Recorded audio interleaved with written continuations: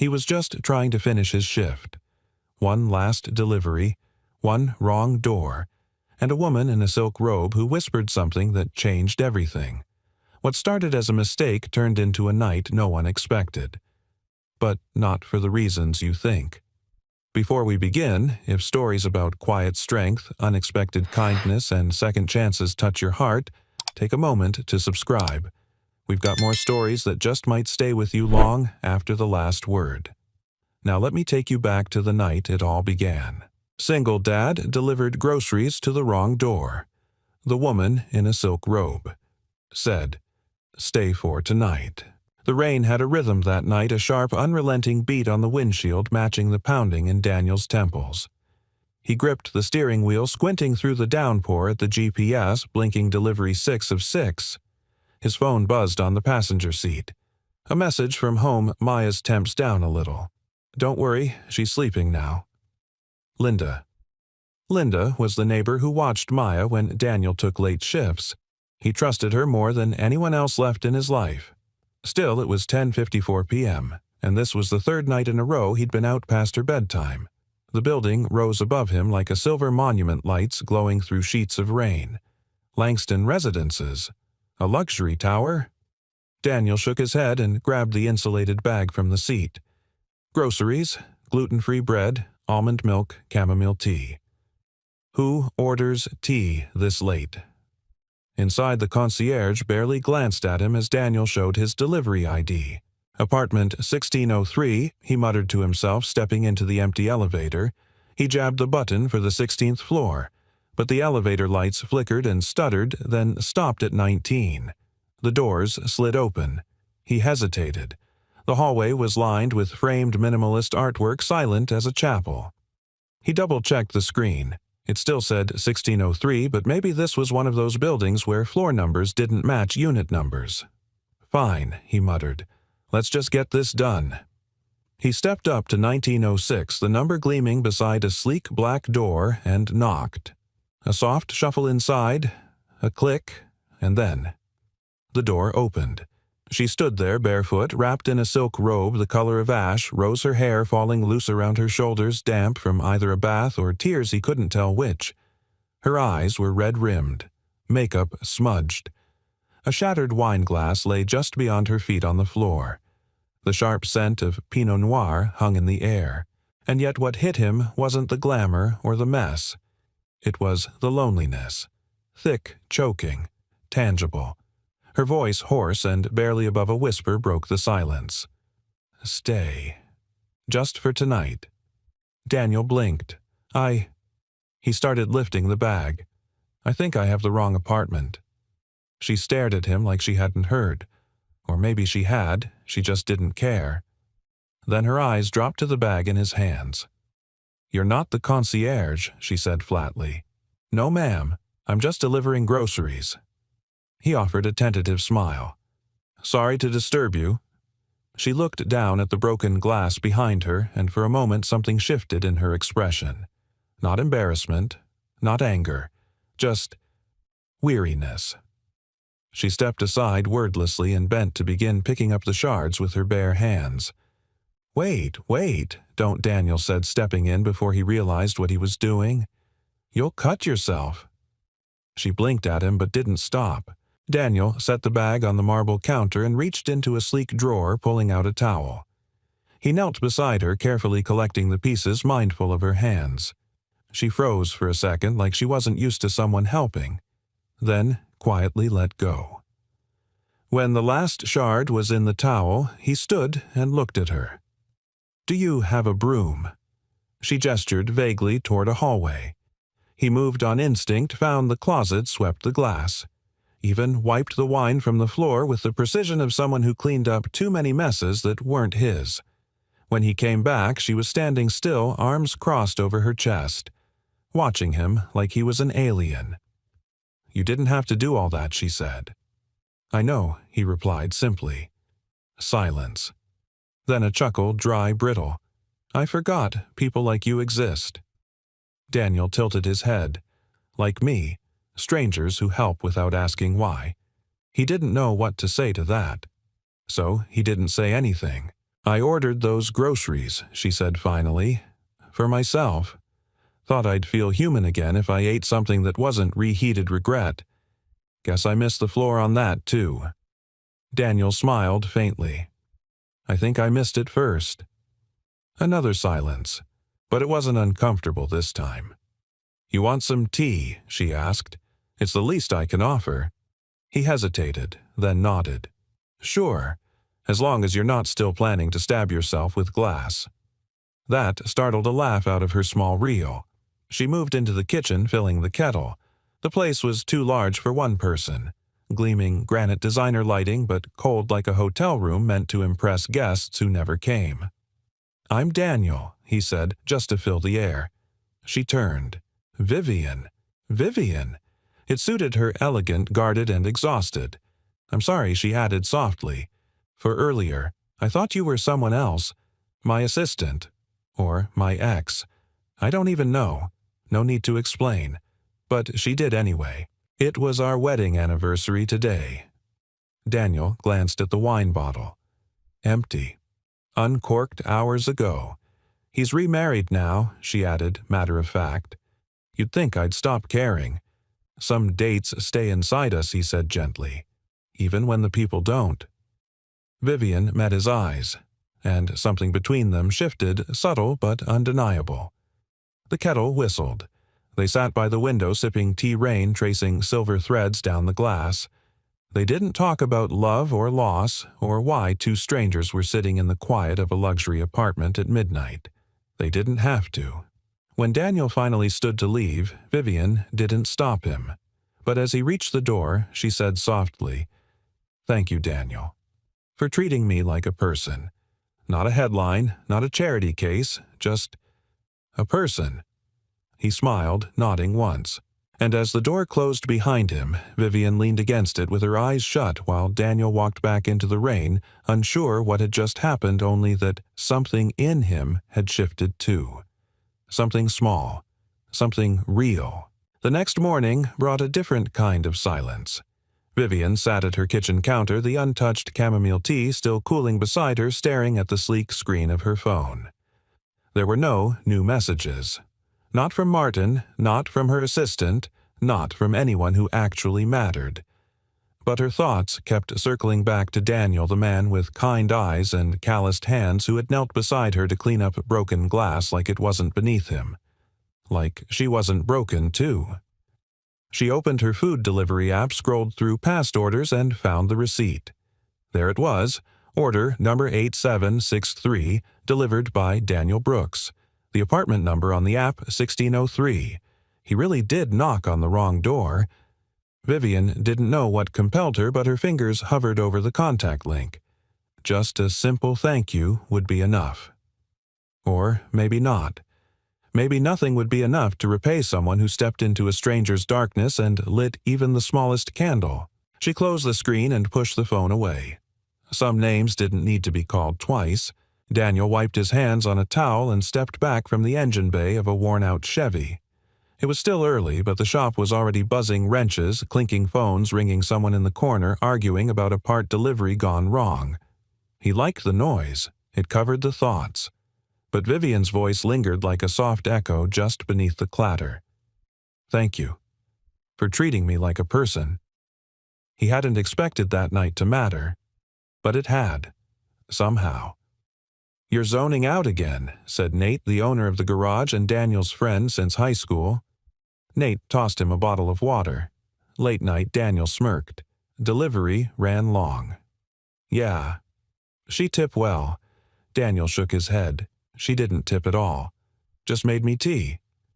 Nate raised an eyebrow. That's new. Pretty, Daniel gave a non-committal shrug and took a swig of water. You're a terrible liar, Brooks. That afternoon, Daniel had just picked up Maya from school when his phone buzzed. Same building, new order, different apartment this time, 1603. He frowned. What were the chances Maya was holding her art project, a crooked but colorful papier-mâché turtle, and was bouncing beside him? Can I come with you? I want to see the tall building again. Daniel hesitated. He normally didn't take her on late deliveries, but this wasn't late. and after last night something about returning felt unfinished. 15 minutes later he stood outside apartment 1603 Maya at his side, holding the grocery bag. He rang the doorbell. A tall, older woman answered. Polished, professional, her expression cool. "I believe this is your order," Daniel said gently, nudging Maya forward. The woman took the bag with a small nod. "You're not the usual guy." "No, ma'am." Daniel smiled. "I was last night too, just for the wrong apartment." The woman gave a tight, uninterested smile. "Well, thank you." The door clicked shut a moment later. Maya looked up at her dad. "That was kinda rude." Daniel chuckled. "Not everyone's having a good day, Peanut." As they turned toward the elevator, another door opened. 1906. Vivian. Her eyes widened slightly at the sight of them, especially Maya. Daniel offered a sheepish wave. "I figured I'd get the floor right this time." Vivian stepped out into the hall barefoot again, but this time in jeans and a soft blue sweater. Her face looked rested, if still wary. "I thought I heard your voice," she said. "This is Maya Danielle," introduced as the little girl beamed. "My daughter, my boss, my alarm clock, and occasionally my moral compass." Vivian smiled. "Hi, Maya. I'm Vivian." "You're pretty," Maya said without hesitation. "Are you sick?" Daniel groaned internally. Vivian laughed a real surprised laugh. "No, sweetie. Just had a tough week." Maya tilted her head. "My dad says when I have a tough day I should drink cocoa and talk to people I trust." Daniel flushed. "She also tells strangers exactly what I said at home, apparently." Vivian looked at him with something softer now. Not amusement, not gratitude, recognition. "I was just about to make tea," she said, voice gentler than the night before. "Would you like to come in? Both of you." Daniel hesitated, but Maya looked up at him like it was the most natural thing in the world. "Can we, Dad? She seems lonely." Vivian looked down at the girl with a flicker of emotion that nearly cracked her composure, then stepped aside. Inside, Maya took to the apartment like a curious kitten exploring, asking questions, marveling at the way the lights dimmed automatically and the couch didn't have any stains. Vivian made tea, and the three of them sat by the window again. This time, it wasn't raining. The city was gold and silver, the sun low, the streets glowing. Vivian asked Maya about school. Maya told her about art class, her turtle, and how she missed her mom sometimes, but it was okay because her dad made the best pancakes on sad mornings. Vivian's gaze flickered to Daniel again. This was not the man tabloids would care about. He wasn't powerful or rich or scandalous, but he was solid, present, and true, and somewhere in the noise of her world that had become the rarest thing of all. When it was time to leave, Maya hugged Vivian's waist like she'd known her longer than 20 minutes. "I hope your heart feels better," she whispered. Vivian stood there long after the door closed, her arms crossed over her chest, the warmth of that tiny embrace lingering like perfume. In the elevator, Maya leaned into her father's side. "Dad," she said, "I think you should marry her." Daniel laughed, but there was a crack in it like something inside him had shifted, just a little more than he was ready to admit. "Let's get through dinner first, okay?" But his heart was still in that hallway, still at the door, still open. Vivian stood at the kitchen sink staring at the small pool of water forming beneath the cabinet. The faucet had been dripping for days, but now it was worse, trickling into the joints, threatening to damage the cabinetry. She sighed, kneeling to open the undersink panel, only to be greeted by a damp, warped shelf and a distinct moldy smell.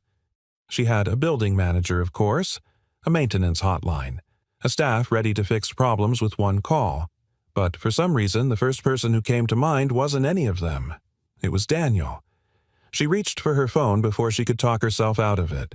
Daniel had just returned from school drop-off and was halfway through tightening the brake line on a client's truck when his phone buzzed. He read the message twice. "This is Vivian. My sink is leaking." I wasn't sure who else to call.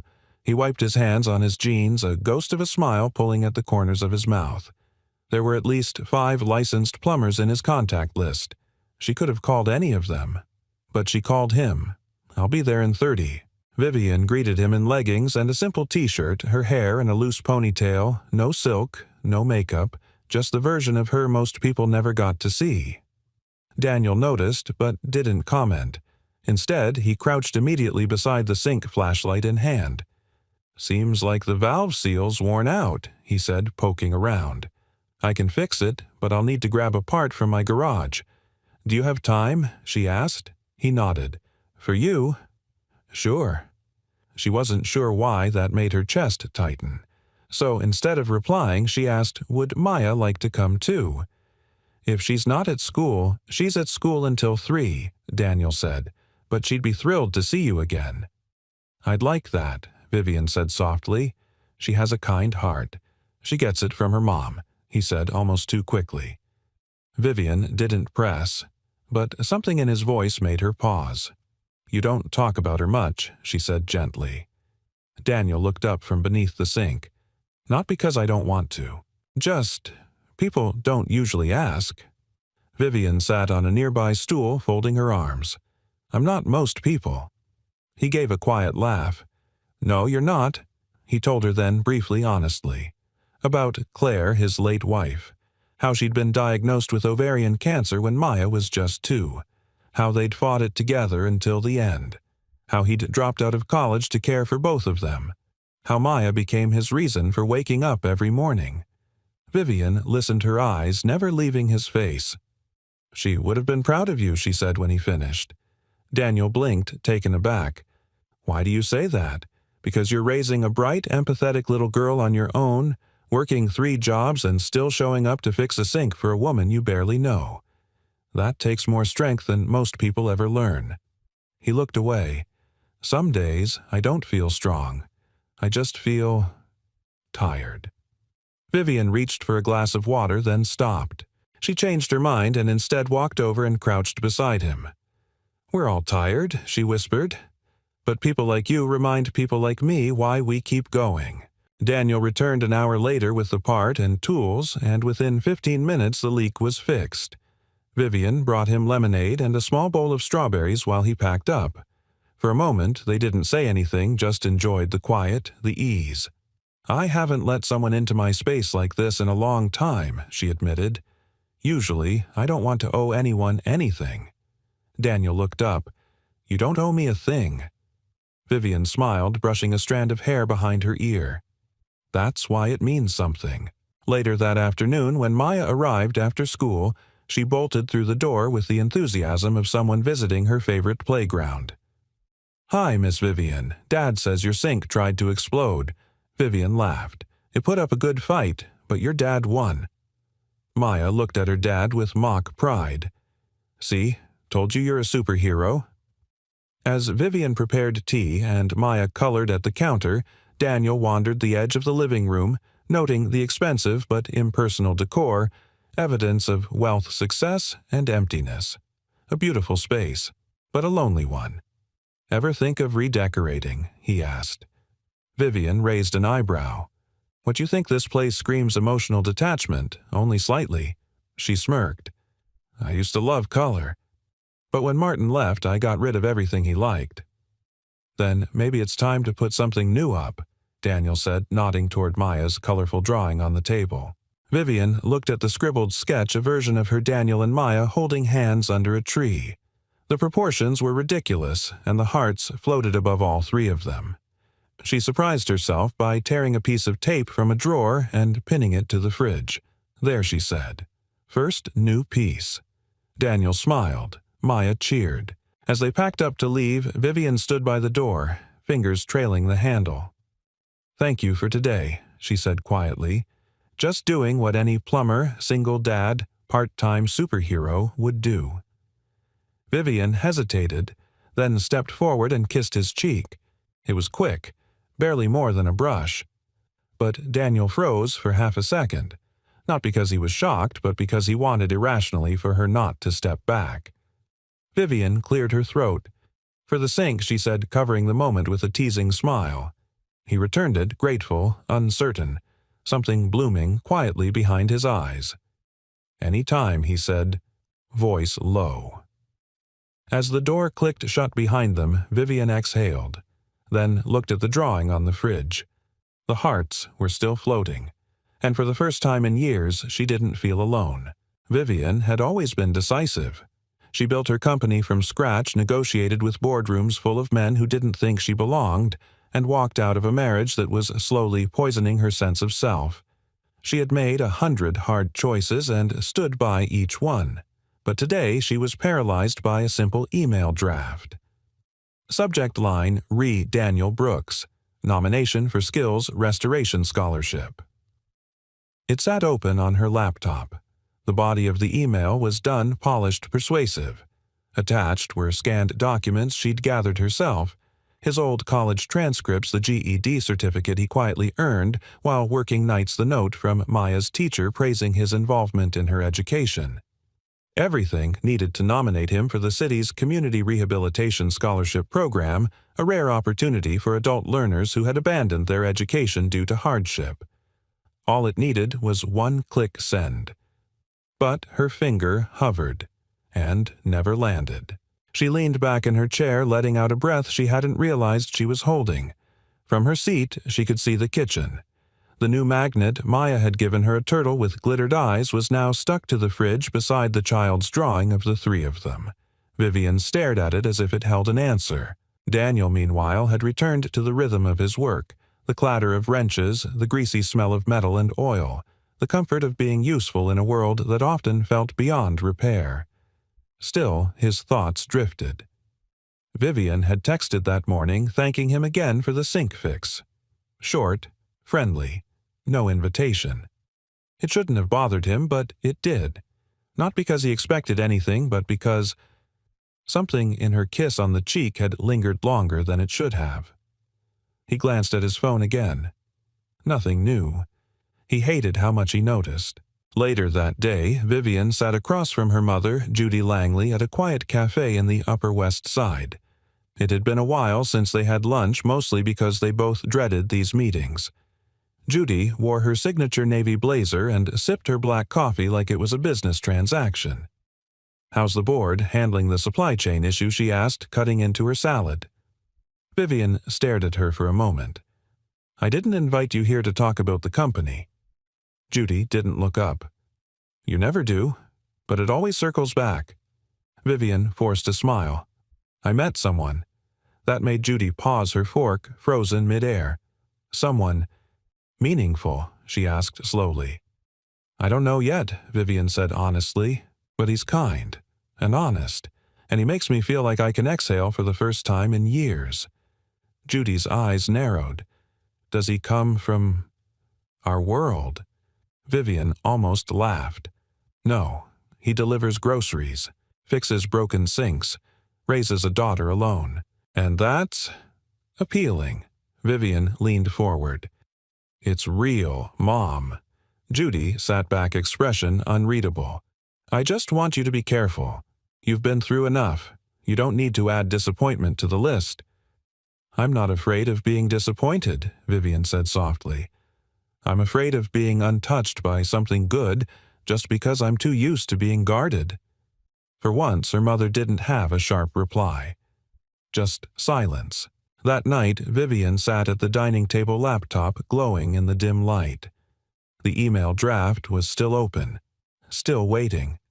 She thought of Daniel's hands, steady, capable, calloused from years of work. She thought of the way he looked at Maya like she was his entire world. She thought of how he never once spoke of his own sacrifices unless asked, and never with bitterness. What would happen if she submitted this without telling him? Would he be grateful? Hurt, angry? Was it even her place? Vivian closed the laptop without sending. Note. The next day, Daniel picked Maya up from school and was greeted with a sticky note from the front desk. "Your daughter helped clean up after a classroom project today. She showed leadership and kindness. Thank you for raising a wonderful child, Ms. Landers." Daniel smiled, folded the note carefully, and tucked it into his wallet. It felt like a small win in a week of small wonders and even smaller certainties. On the walk home, Maya said, "Are we going to see Miss Vivian this weekend?" "I don't know," Daniel replied. "Why not?" She might be busy. Maya looked up at him with a kind of knowing that only children possess. She's not too busy for people she likes. Daniel chuckled. You've got an answer for everything, huh? Nope, she said cheerfully. Just for you. That evening, Daniel found himself staring at his bookshelf, the one he built himself after Claire passed, when silence filled the house too tightly. On the middle shelf was a textbook he hadn't opened in years, Structural Engineering and Design. A ghost from a life he once thought was his future. He opened it, flipped through the pages, then closed it again and put it in his backpack. Vivian stood in her living room holding a small package in her hand. She had sent it to be printed that morning, Maya's drawing framed and matted professionally with the words, "Right people, right time," inscribed in silver at the bottom. She set it gently on the entryway table. A knock came at the door. She opened it. Daniel stood there, raindrops clinging to his jacket, Maya beside him holding a paper bag. "We brought cookies," he said a little sheepishly, and maybe a reason to smile. Vivian stepped aside, heart suddenly louder than it should have been. Inside, Maya bounded to the kitchen already at home. Daniel stayed by the door. Vivian met his eyes. "There's something I almost did," she confessed. "Something that could have changed everything for you. I didn't send it, because I wasn't sure if it was my place." Daniel tilted his head. Send what she looked away for a moment, then back. A scholarship application. For adults who never finished school. You qualified. I had all the documents. He was silent. "I didn't send it," she said again, "because I realized I didn't want to do it for you. I wanted to do it with you." Daniel's jaw tensed slightly, then softened. "You have no idea," he said, voice low, "how much that means." She stepped forward. "I don't want to help you because you need saving," she whispered. "I want to help because you deserve to be seen." He didn't answer with words. He just pulled her gently into an embrace. Not rushed, not romantic, just solid, real, enough, and maybe just maybe the beginning of everything. The apartment smelled like cinnamon and warm wax. Vivian had never lit candles in her home before, not really. Not the way people did to relax or create ambience. Her candles were always decorative, never touched, still wrapped in designer labels as if they might melt the image she so carefully built. But tonight the candles were Maya's idea. "I made them myself," the little girl said, proudly, holding up 3 stubby, uneven creations. "One smells like cookies, one like oranges, and this one. I tried to make it smell like hugs." Vivian laughed softly, crouching beside her. "What do hugs smell like?" Maya thought hard, like when you haven't seen someone in a long time and you don't want to let go. Vivian blinked, caught off guard. She stared at the lopsided candle, suddenly unsure if she was holding wax or something more fragile. "That one's my favorite," she whispered. Daniel sat at the kitchen island watching them. His hands rested on a mug of tea, but he wasn't drinking. Just taking it in, Vivian barefoot in the soft glow, Maya bubbling with excitement, the air thick with something unspoken but comforting. Something like peace. Vivian joined him with a small smile. "She's decided your place needs more color. Apparently she's planning to art attack your living room." Daniel chuckled. "It could use a makeover. She says your curtains are emotionally tired." "That feels accurate." They laughed together, the kind that lingers in the air long after it's faded. Then, more quietly, Vivian said, "I framed her drawing." Daniel glanced toward the hallway where the entry table sat. "I saw it." "I wasn't going to," she admitted. "I thought it might feel childish, or maybe too intimate." "It's perfect," he said. "She put us in the same picture for a reason." Vivian looked down. "Do you think it's too soon for her to think of us like that?" Daniel paused. "No. I think it's just soon enough for us to ask what we think of it." Later that evening, Maya curled up on the couch with a bowl of popcorn watching an old animated movie she insisted was a classic. Daniel and Vivian sat nearby, their conversation quieter, deeper. Vivian swirled her wine. "You ever think about finishing your degree?" Daniel nodded. More than I admit. It was mechanical engineering. I loved it, building things, fixing problems. But after Claire, everything just froze.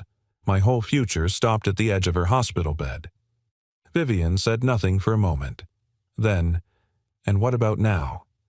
Daniel exhaled slowly. "Now, it's thawing, bit by bit." Vivian looked at him for a long time. "You deserve to have your future back." "I'm trying," he said softly. "I'm just not sure I know how anymore." She touched his hand, fingers light but steady. "Then let's figure it out. Together." When Maya finally fell asleep, sprawled across the couch in a nest of pillows, Daniel carried her to Vivian's guest room, something that had slowly, without anyone officially deciding, become her room. Vivian watched from the doorway as he pulled a blanket over her and brushed a strand of hair from her face. It was the most beautiful thing she'd seen all week, maybe all year. When he stepped out, she handed him a candle, the hug-scented one.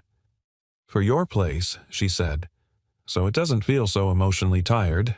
He laughed softly, then sobered. "You're changing me." "No," she replied. "You're becoming who you were always meant to be. I'm just here to remind you."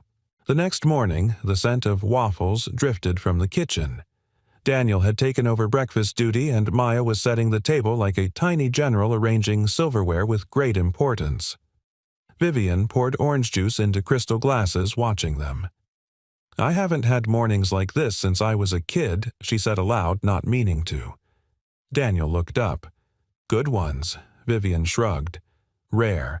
My mom was strict. Controlled every minute. Breakfast was just fuel for achievement. You ever wish she'd been different every day? Until I stopped wishing. Then I just matched her. Cold. Untouchable." Daniel wiped his hands on a towel and came to stand beside her. "You're not cold now." She met his gaze. "That's because of you. And her." Maya interrupted with a loud, "Okay, sit. The waffles will get shy if we don't eat them." They all laughed, and for the first time, Vivian didn't feel like she was watching someone else's family scene from a distance. She was part of it. That afternoon, Vivian took a walk by herself, just a few blocks around Central Park. The air was crisp, the trees trembling with early spring. She hadn't walked without a destination in years. As she passed a bench, she noticed a man reading a book, The Power of Now. He looked up, nodded politely. Vivian paused.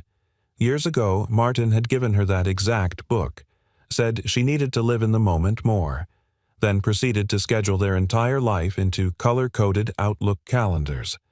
Back then, she thought presence meant planning. Now she knew it meant attention, being seen, being felt. And that's what Daniel gave her. Not promises, not future fantasies, just a steady hand on broken things and a quiet place to rest her grief. That night, she returned to the apartment and found something on her doorstep. A single sheet of paper and an envelope with Daniel's handwriting on the front. She opened it. It was his scholarship application. Signed, completed, with a note at the bottom. "Because someone believed in me, before I remembered how to believe in myself." Daniel Vivian pressed the letter to her chest, not to hold it, but to keep it close to the place where she could feel it most. And in that moment, surrounded by the scent of wax and memory, she let the tears come. Not tears of pain, but release. Because the cracks inside her weren't breaking her anymore. They were making space for light. It began with a ping. Vivian's phone vibrated just after 7:00 a.m., while she was still in bed, wrapped in the lingering warmth of sleep and a memory of Daniel's smile the night before. She reached for it lazily, expecting another early email from her CFO or a reminder about an upcoming board call. Instead, it was a text from her assistant. "Vivian, please call me. Right away. There's a story out this morning. Page 6. I'm so sorry." Her heart jolted. She sat up already, opening her browser. She didn't need to guess which story. She only needed to see the headline, "Heiress of Langley Organics Caught, Cuddling the Help Mystery Man, is a grocery delivery driver and widowed single dad." The article was brutal in its smug, insinuating tone. Photos, clearly taken from a distance, likely by someone in the building, showed her standing at the door with Daniel and Maya. Another showed Daniel's hand resting lightly on Vivian's back as they walked out of the building, Maya skipping ahead. And then the caption that made her stomach twist from gourmet teas to blue-collar romance has Vivian Langley finally traded hedge funds for heartstrings. Vivian stared at the screen, pulse hammering. She didn't care about the gossip. She didn't care about the tone. She cared that Daniel would see this, and Maya, and that they didn't ask for any of it. Daniel was in the middle of frying eggs when his phone buzzed. He wiped his hand on a towel and checked it. First message was from Nate Dude. "You're famous. Page 6. Not in a good way." Next message, Vivian. "I'm so sorry. I didn't know. I didn't plan any of it. Please let me explain." He clicked the link, read the headline, saw his name, Daniel Brooks, written in cold font beneath an image of his daughter laughing and blurred but unmistakably hers. His hands clenched. He turned off the stove. The eggs hissed and died in the pan. Vivian paced her living room as the sun rose, flooding her penthouse with light she didn't feel she deserved. Every part of her professional brain wanted to spring into action: PR statements, legal counsel, damage control. But none of that mattered right now. There was only one thing that did. She called him. The phone rang twice, then straight to voicemail. Daniel sat in his truck outside the school, Maya in the back seat, humming softly, blissfully unaware. He hadn't told her. He didn't want her to know. Not yet. She was wearing her favorite red jacket, clutching a small paper flower she'd made for Vivian. "Can we go see her today?" she asked sweetly. "I made this just for her." Daniel's throat tightened. "I don't know, honey," he said gently. "Miss Vivian's probably busy today." "But she always makes time," Maya argued. He didn't reply. Just watched the morning sun ripple through the windshield like a promise it couldn't keep. Back in the penthouse, Vivian stood by the window phone, still in her hand, unread messages stacking behind it like ghosts. The first came from her mother. "This is exactly why I told you to be careful." She didn't reply. The next, from a board member. "We'll need a statement, Vivian. Investors are already talking." Still, she said nothing. Instead, she opened her laptop, typed 2 words, Daniel Brooks, then stared, as if the words themselves were enough to pull him back. That evening, Daniel finally responded. Just one line. "I don't want to be a headline in your story." Vivian reread the message 3 times, then sat down on the couch alone and cried. Not because it was unfair, but because it was true. The next few days passed like shadows for both of them. Vivian gave perfunctory interviews, denied comment, declined to feed the story. Her PR team scrambled to scrub images, threaten lawsuits. But the internet had a memory. And what it remembered was how fast beauty could be twisted into spectacle. She didn't fight it. She just stopped smiling. Daniel avoided the building, avoided the neighborhood. His garage hours became longer. His phone stayed silent. Maya noticed. "You didn't smile today," she said over cereal. "Is it because of Miss Vivian?" Daniel hesitated. "She's not a bad person," he said. "She just lives in a world where people like us get used." "But she didn't use us," Maya replied earnestly. "She framed my drawing. She eats burnt cookies and likes hugs." Daniel nearly laughed. "Nearly?"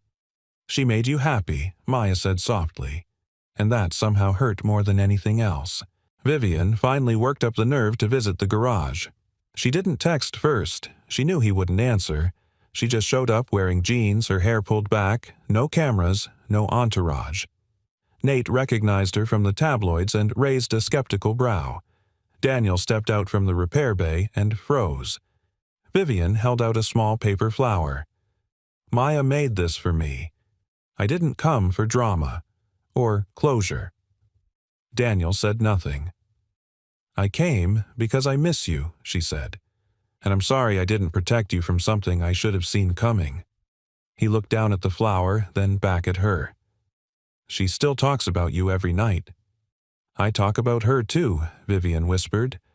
"And me?" he asked, voice low. She met his gaze without flinching. every morning.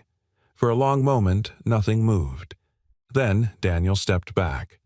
Not far, but enough. "I need time," he said.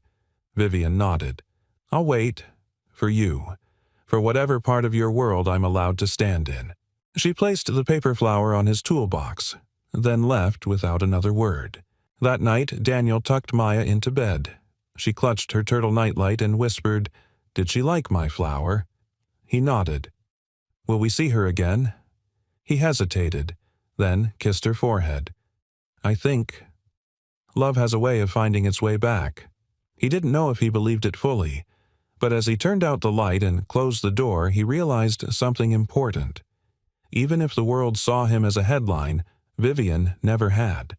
And maybe that was a beginning worth returning to. The silence was not new to Daniel. He had lived in silence after Claire died, long hollow days where the world moved around him, but he stayed still, anchored by grief and responsibility. He knew how to fill that quiet with tasks, with hard work, with Maya's laughter. He had learned to survive it. But this silence, the one that came after Vivian, this one felt different. It wasn't emptiness. It was absence. It had a shape, a texture, a memory. It wore the scent of chamomile and wax. It whispered through the corners of the house like someone had just left the room but hadn't said goodbye. Vivian felt it too. She sat in her office pretending to read reports, nodding at numbers that no longer spoke to her. The board had calmed, the gossip had moved on. The PR crisis averted, but inside she was far from recovered. For the first time in her adult life, she had no desire to fix the narrative. Because she didn't want a new one. She wanted him, and Maya, and that fragile, beautiful, almost they had been building before it all unraveled. She scrolled through her camera roll, found a photo she didn't remember taking Maya in the kitchen, grinning up at her father as he flipped pancakes. Vivian's hand was in the corner of the frame, reaching for a plate. She hadn't realized until now that all three of them were there, all in motion, all belonging. Judy Langley arrived unannounced. Vivian opened the door to her mother's usual cool elegance, a beige trench coat, silk scarf, perfectly pressed slacks.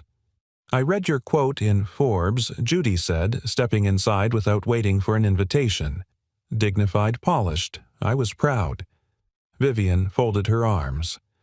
"That's a first. I'm capable of giving credit where it's due," Judy replied, setting her bag down. "Even if it's rare." Vivian didn't respond. Judy glanced around the apartment. Her gaze paused on the framed drawing still proudly displayed near the entry table. "Still clinging to crayons?" she asked. Vivian's jaw clenched. "Maya drew that." "I assumed." Judy turned back to her. "You know, Vivian, this kind of distraction, it's charming. But it doesn't last. Men like him, they fall apart when the pressure comes." Vivian stared at her mother, pulse rising. Men like him hold people together while everything else falls apart. "You just never noticed. You're emotional," Judy said, brushing imaginary lint from her sleeve. Vivian stepped closer, her voice steady but sharp. "No, I'm awake. And for the first time in years, I know what it feels like to be seen, not evaluated." Judy blinked, taken aback. Vivian exhaled slowly. "I don't need your approval, Mom. I never did. But I won't let you dismiss someone who's more genuine than anyone I've ever known." For a moment, neither spoke. Then Judy nodded once carefully. "If you believe in him that much, perhaps I should reconsider." Vivian didn't smile, but she felt something settle inside her. Daniel sat at the garage, but his heart wasn't in it. He stared at the scholarship application on his dashboard, now fully approved, waiting for submission. The deadline was next week. He couldn't decide whether sending it would mean moving forward or moving on. Maya had been quiet too, less bubbly, more thoughtful. She knew something was wrong. He found her later in the evening sitting cross-legged on the couch, coloring silently. "What are you drawing?" he asked. She looked up. "A bridge." Daniel smiled faintly. "Nice." "Where does it go?" to her, Maya said. "But it's broken in the middle." Daniel's breath caught. "Why is it broken?" She didn't answer, just kept coloring. He sat beside her. "Want help fixing it?" She nodded, and together they began drawing the beams that would make it whole again. That night, Daniel couldn't sleep. He sat on the porch with a blanket over his shoulders, watching headlights drift along the quiet street. The city was quieter here, softer, safer. But his heart wasn't still. He pulled out his phone, scrolled to a name he hadn't called in days. His thumb hovered over the call button. He didn't press it. Vivian sat at her piano. It was the first time she'd opened it in months. She used to play when she needed to feel something before life taught her to mute her own longing. She touched the keys softly, then began to play. It was clumsy at first, halting, but the melody took shape like a memory reintroduced to her hands. She didn't realize she was crying until a teardrop struck the ivory. The next morning, Maya placed a sealed envelope on the kitchen table. Daniel raised an eyebrow. "What's this?" She beamed. "I mailed it." He opened it. Inside was a copy of the scholarship application, stamped and addressed. "I used Mrs. Thompson's printer at school," Maya said proudly. "I told her it was for something important."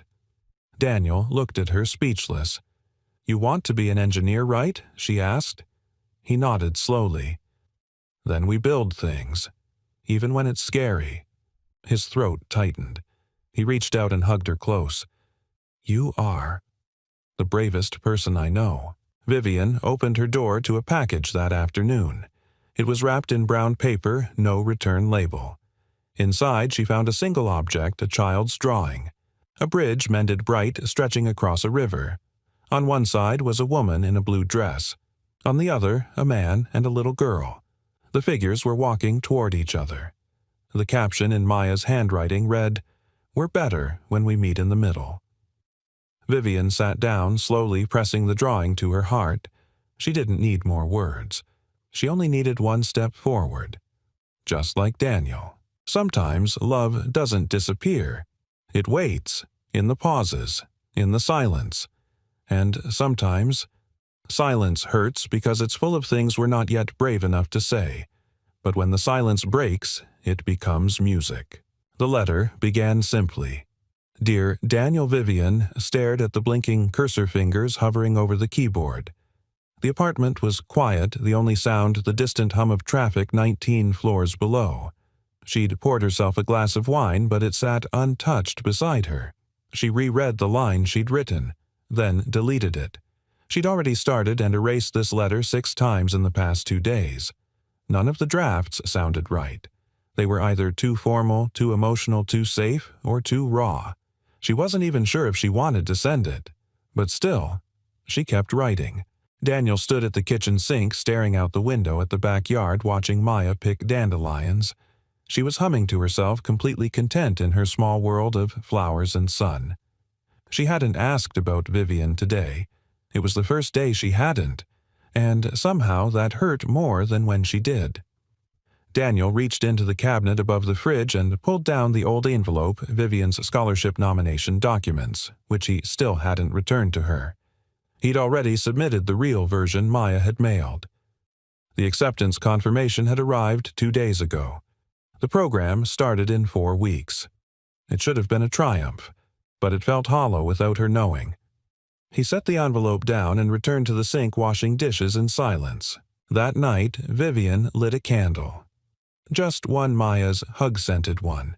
It had burned unevenly over the past few weeks, wax pooled on one side, the flame dancing with quiet stubbornness. She sat at the piano but didn't play. Instead, she reached for her notebook. And this time she didn't write on her laptop. She wrote by hand. Daniel, I miss the way your voice softens when you talk about your daughter. I miss the sound of her laugh filling this apartment like music I didn't know I needed.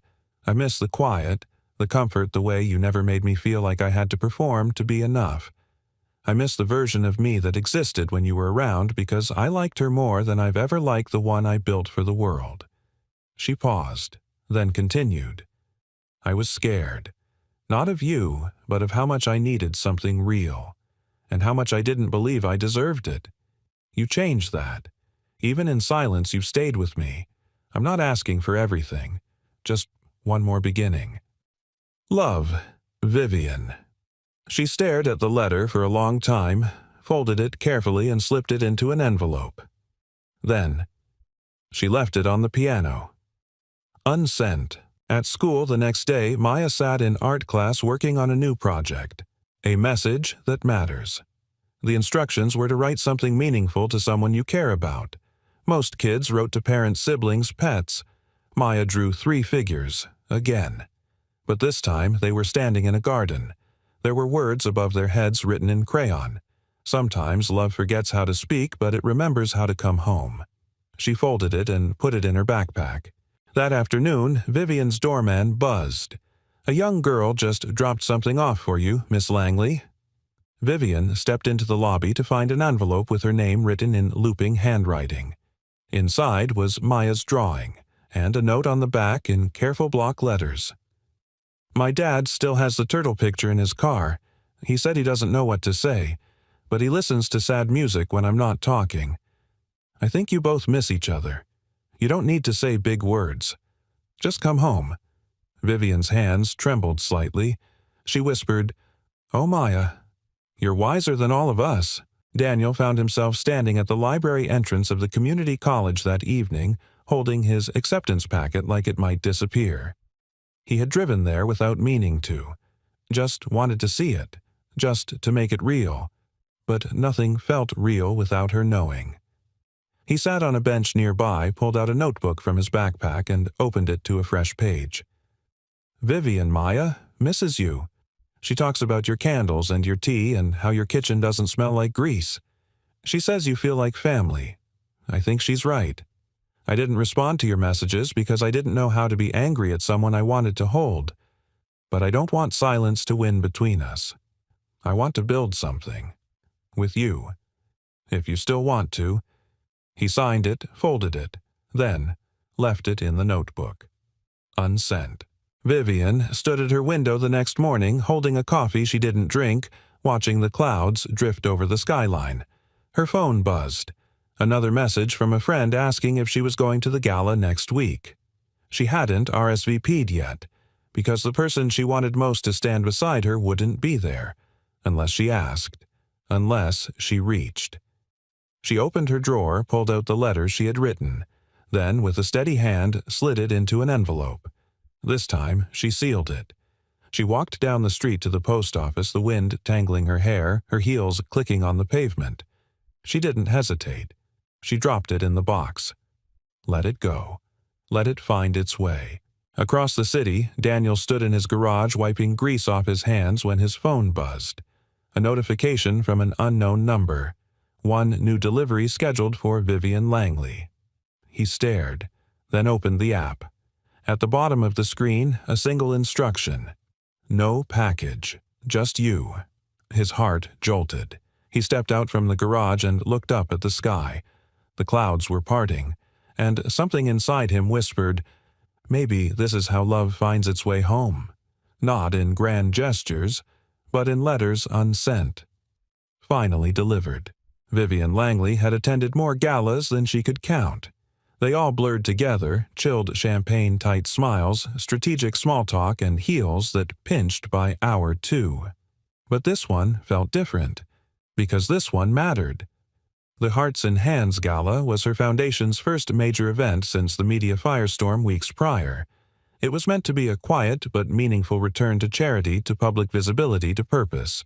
And more than anything, it was an offering, not to investors.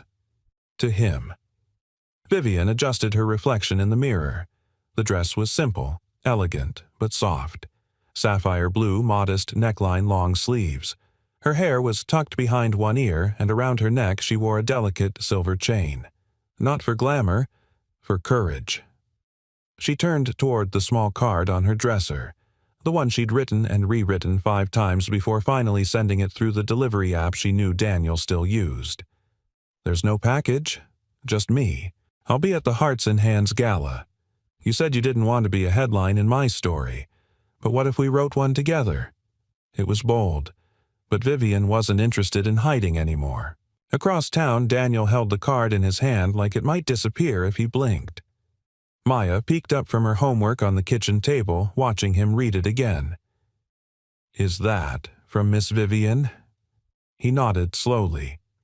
"She invited me to the gala." Maya's face lit up. "Are you going?" "I don't know." "You should," she said plainly. "You look better when you're near her." Daniel chuckled. "I don't even own a suit." Maya jumped up, ran to her closet, and came back with her pink piggy bank clutched to her chest. "I have $11.32, she announced solemnly. "You can borrow it. For something nice." Daniel stared at her heart, cracking wide. "Maya," he whispered, pulling her close, "you are the greatest gift of my life." She squeezed him tight. "Then go tell her that." The night of the gala shimmered with soft light and quiet elegance. Held in the conservatory wing of the City Museum, the venue was wrapped in glass and green, the scent of orchids drifting on the air. Vivian greeted donors, shook hands, posed for photos with the new scholarship recipients, each one a single parent re-entering school, rebuilding life. But her eyes kept drifting to the entrance. Waiting. Hoping. Daniel stood outside the building in a charcoal gray suit, borrowed from Nate, altered by a friend of the garage's receptionist. His shoes didn't quite match, but Maya had insisted on polishing them so they shone. He held nothing in his hands, only a decision in his chest. He walked through the doors. The crowd shimmered like a tide of polished faces, but he only saw one. Vivian turned at the same moment he spotted her, and everything else disappeared. She stepped forward, unsure whether to smile or cry. He beat her to it with a small, steady grin that spoke volumes. "You came," she breathed. "You invited me," he replied. Vivian reached out, hesitated, then let her hand fall to her side. Daniel took it, gently held it. "I'm not here for a scene," he said, "or to be saved, or to be thanked. I know. I'm here because I read your letter 5 times. Then I read it with Maya, and we both agreed. If love remembers how to come home, it deserves a door to walk through." Vivian's breath hitched. "Then walk through mine," she said.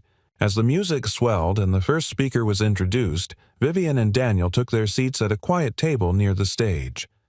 The room faded into velvet shadow, all eyes turned forward. Then Vivian stood. She hadn't planned to speak, but something in her couldn't stay silent. She took the mic, scanning the audience, then settling on Daniel. "There's something I've learned these past months," she began, voice steady but soft. "It's that strength isn't about perfection. It's about showing up. It's about honesty. It's about building again when everything inside you feels too tired to try."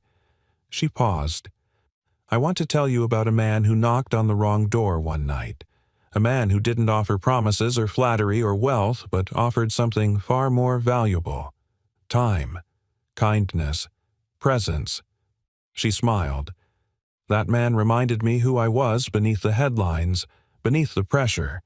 He saw me, not the brand, not the name, just me." A hush fell across the room. Vivian's voice grew more certain. "So tonight this gala isn't about charity. It's about second chances, and the extraordinary beauty of ordinary people doing the bravest thing of all, believing in one another." Applause swelled. Vivian stepped down. Daniel stood as she reached him, and in front of 100 polished guests he kissed her cheek, quiet, reverent, true. After the event, they stood on the museum steps beneath the soft light of spring lanterns. "Do you remember what Maya said the first night she met you?" Daniel asked. Vivian smiled. "She asked if I was sick." Daniel laughed. "No, after that." Vivian's smile softened. She said I seemed lonely. "She was right," he murmured. "And so was I." Vivian leaned her head on his shoulder. "What did you say? That no one should be alone on a night like that?" She looked up at him. "And tonight," he took her hand. "Tonight I'm just glad I finally found the right door." They didn't need a dramatic ending, just one more beginning. Together. The morning after the gala dawned quietly. Daniel stirred awake to the soft ticking of the rain against his apartment window. Maya was still asleep in the next room, curled up in the cocoon of her blankets, her stuffed dog clutched under one arm. For a long moment he lay still, letting the memory of the previous night wash over him like a tide. Vivian's voice at the podium, her eyes scanning the room and landing only on him. The way her hand trembled slightly when she reached for his, and how steady it became when their fingers interlaced. And her words walk through mine. They echoed now not as a question but as an invitation that still hung in the air, waiting. Later that morning, Daniel took Maya to a small cafe 2 blocks from their apartment. They sat across from each other, Maya swinging her legs while she smeared strawberry jam on toast. He stirred his coffee absent-mindedly. So she said mid-bite, "Are you going to marry Miss Vivian?" Daniel nearly choked on his sip. "That's quite a leap." He coughed. "She likes you," Maya said confidently.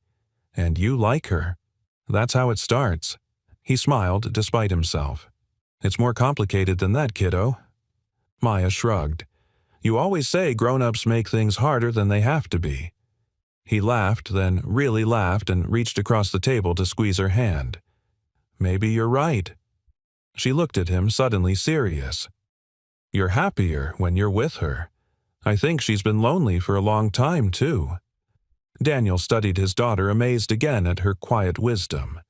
And then, as if sensing his hesitance, Maya leaned forward and whispered, "You can't fix the whole world, Daddy, but maybe, just maybe, you can help fix hers." That afternoon, Daniel found himself outside Vivian's townhouse. He hadn't texted, hadn't called. He just stood there holding a small bouquet of daisies, Vivian's favorite, according to Maya, who had appointed herself emotional consultant for this mission. He raised his hand to knock, but the door opened before he could. Vivian stood there barefoot, her hair in a loose braid, wearing a faded Georgetown sweatshirt and soft jeans. For the first time, she looked completely at ease. "I was just about to make tea," she said. "You like lemon, right?" He held out the flowers instead of answering. She smiled and stepped aside. "Come in." The house smelled like cinnamon and cedar. Daniel took in the subtle changes, more photos of her family on the shelves, a framed crayon drawing, clearly done by Maya, on the fridge, the faint echo of laughter in a space that once felt like marble, and silence. They sat on the couch, 2 mugs between them, steam rising slowly. For a while, neither spoke. Until finally Daniel said softly, "Last night felt like the first page of something." Vivian's gaze didn't waver. "I hope it was." He looked down into his tea. "I've never done this before. Not like this. Not when it feels like I'm holding something that matters more than I can explain." Vivian set her cup down. "I've spent so many years trying to be strong. For the company. For the public. For everyone but myself." She hesitated. "And then one night you showed up at my door completely by accident, and somehow you saw past everything." Daniel reached for her hand. "I saw you. That was never an accident." Tears welled up but didn't fall. Not yet. They talked for hours about childhood dreams, regrets, the invisible weights they both carried. About Maya's quiet strength. About Vivian's father, whose absence shaped her as much as his presence ever had. About why it's so hard to believe we're worthy of love when life has taught us to expect the door to slam instead. And finally, when the sun had dipped low behind the skyline, Vivian turned to him and asked Daniel, "What does home mean to you?" He looked at her, the question wrapping around something deep in his chest. "It's not a place," he said. "Not anymore. It's a person. It's the moment someone looks at you and doesn't ask you to change or fix anything or prove you belong. They just open the door." Vivian inhaled sharply. "And I want that to be you," he added. She didn't reply with words. She leaned forward and kissed him gently, no grandeur, no urgency. Just a quiet promise wrapped in warmth and belonging. That evening, Vivian cooked. Nothing fancy grilled cheese and tomato soup, but Daniel swore it was the best thing he'd eaten in weeks. Maya arrived later carrying her overnight backpack and ran straight to Vivian, who greeted her with a warm hug and a whispered, "I missed you." Maya looked up at the two of them. "So, Is this like our new Saturday thing now? Vivian laughed. If you'll have me. Maya beamed. That night, after Daniel tucked Maya into the guest room, he walked back downstairs to find Vivian on the couch, a blanket over her legs, flipping through an old photo album. He sat beside her, his shoulder brushing hers. There on the page was a picture of Vivian as a little girl missing front teeth, hugging a dog, freckles across her nose. I used to think I had to become someone else to be loved, she whispered. Smarter, tougher, more polished. But maybe I just needed to become myself again. Daniel gently closed the album. You are more than enough, Vivian. She leaned her head against his shoulder. And in that quiet, ordinary moment, no gala, no headlines, no storm, something extraordinary settled between them, a sense of peace, of belonging, of home. Autumn had crept into the city on tiptoes, dressing the trees in amber and gold and dusting the sidewalks with the crunch of change. The morning light filtered softly through the windows of Vivian's townhouse, bathing the space in warmth and the quiet hum of something new, something tender and real. Daniel stood in the kitchen, sleeves rolled up, humming an old folk tune as he packed Maya's school lunch. He had learned to cut the crusts just the way she liked, and Vivian teased him mercilessly about the dinosaur-shaped sandwiches. But secretly, she loved it, loved the way he did the small things with care. Vivian, barefoot and still in her robe, padded into the room with 2 steaming mugs. She handed one to Daniel, their fingers brushing a spark as familiar now as the beat of a second heart in the room. Big day, she said, sipping. Daniel raised an eyebrow. You mean the investor meeting, the press interview, or the fact that Maya is officially making us attend Family Culture Day in full costume? She smirked. I meant the third one. Obviously. They laughed, the kind of easy shared laughter that comes not from jokes but from trust, built slowly, delicately across months of showing up, apologizing, forgiving, and staying. At school, Maya tugged Daniel's hand toward the gymnasium where rows of families were already setting up food and displays. Vivian followed behind with a tray of banh mi sandwiches, a nod to Daniel's Vietnamese heritage, a recipe they had perfected together after several attempts and flour-covered disasters in the kitchen. On their table stood a photo of Maya's mother, Daniel's late wife, smiling beside a young Daniel and a tiny newborn wrapped in pink. Vivian saw it and placed a small vase of daisies next to the frame. She's part of this too, she said softly. Daniel looked at her, his heart tugging. She would have liked you, he whispered. Vivian touched his hand. I hope so. That evening, after the school event and the awkward group dancing that Maya insisted upon, the 3 of them walked home together, hands full of leftover food and paper crafts. They paused outside the brownstone. Vivian glanced at Daniel. Do you want to come in? She asked. Daniel looked down at Maya, who was grinning up at him like she knew something he didn't. I do, he said. Later that night, after Maya had fallen asleep in Vivian's guest room, her drawing of a new family taped proudly to the fridge, Daniel sat with Vivian on the balcony. The city hummed below them, but up here there was only stillness. Do you ever think about how all this started? She asked, curled beside him under a blanket. He nodded. A door, a wrong address, a silk robe. She laughed. Don't forget the soup Ken I nearly dropped on your foot, and the fact that I almost left. But you didn't. He looked at her deeply, fully. No, I didn't, because something told me that maybe for once in my life I wasn't in the wrong place. I was exactly where I was meant to be. She blinked back tears. It scares me sometimes how easily I could have missed this. Daniel took her hand gently. You didn't. That's what matters. They sat in silence for a moment. Then Vivian asked Daniel, do you think it's really possible that people can start over even after they've lost so much? He turned toward her, heart open, steady. I don't think we ever really start over, he said. I think we carry our past with us, our losses, our grief, our failures. But sometimes someone comes along who says, you don't have to carry it alone. And suddenly, everything becomes lighter. Vivian leaned into him. You made me lighter. He smiled. You brought me home." Weeks later, a small, quiet ceremony was held in Vivian's garden. It wasn't grand. There were no press photographers, no gowns with long trains or scripted speeches, just close friends, a few neighbors, Maya holding a bouquet too big for her hands, and the sound of wind weaving through the ivy. Daniel stood there in a navy suit, his eyes never leaving Vivian as she walked toward him in a simple cream dress, barefoot on the grass. When they exchanged vows, neither of them promised perfection. Instead, they promised presence, to keep showing up, to hold space for sadness and make room for joy, to walk through each other's doors, no matter how heavy they sometimes seemed, and say, "I'm here."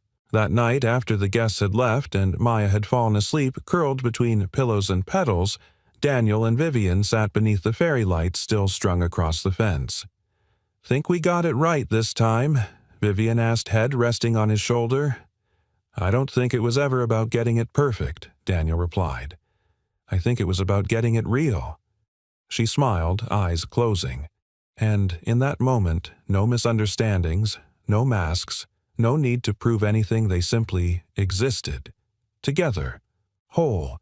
Not because everything was fixed, but because they had finally found the one thing that made all the broken pieces fit, a heart that answered when the wrong door opened. And this time, no one walked away. They stayed, and love stayed with them. Forever. Where are you watching from? We'd love to know where in the world our stories are reaching. Share your thoughts in the comments. What part of this story spoke to your heart the most? And if you haven't yet, don't forget to subscribe. Each story is crafted to bring you hope, healing, and the quiet reminder that kindness still matters. Thank you so much for spending your time with us. We're honored to have you here.